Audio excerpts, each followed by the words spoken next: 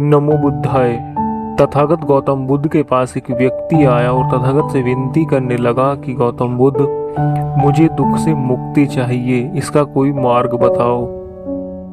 गौतम बुद्ध ने उस व्यक्ति से कहा कि व्यक्ति सर्वप्रथम दुख तब पाता है जब वह दुष्कर्म करता है, जैसे जीव हत्या करना, किसी की चोरी करना, व्यभिचार करना, अपना काम निकालने के लिए झूठ बोलना और मांस मदिरे का सेवन करना।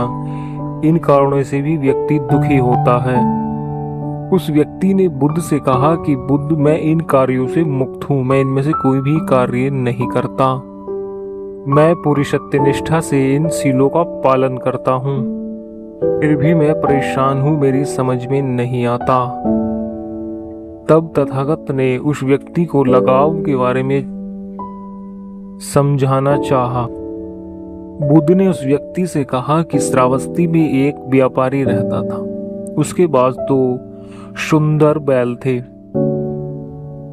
जिनके कारण वह खुश रहता था। जब उन बैलों की उम्र पूरी हुई तो कुछ समय बाद वे मृत्यु को प्राप्त हो गए। उसी दिन से वह व्यापारी बहुत दुखी रहने लगा। वह और बैल नहीं लाया, बस दुखी रहता और एक कमरे में पड़ा रहता। यह सब देखकर उसके घर वाले बहुत ही परेशान होने लगे।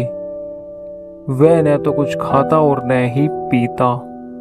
उस व्यापारी के घर वालों ने मुझे घर पर आने के लिए आमंत्रण भेजा। जब मैं उस व्यापारी के घर गया तो वह एक तरफ निढाल होकर पड़ा था।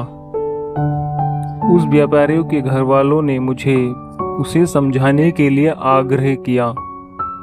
तथागत ने उस व्यापारी से कहा कि यह संसार अनित्य है, इसमें कोई भी वस्तु नित्य नहीं है, यानी कि हमेशा के लिए नहीं है।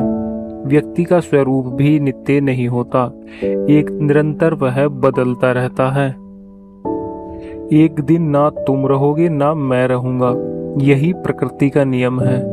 जो इस प्रकृति में चीज अप्रकट होती है वो एक दिन अप्रकट भी होती है, यही प्रकृति का नियम है। जब बुद्ध ने उस व्यापारी को समझाया तो वह शांत हो गया और वह अपने घर वालों के साथ खुशी खुशी रहने लगा। जो व्यक्ति तथागत के पास दुख का कारण के लिए आया था वह भी समझ गया था कि दुख से कैसे मुक्ति पाई जा सकती है। तथागत बुद्ध कहते हैं कि अपनी इच्छाओं को नियंत्रित रखो, क्योंकि इच्छा कभी पूर्ण नहीं होती। एक इच्छा पूर्ण होती है तो दूसरी तुरंत जन्म ले लेती है।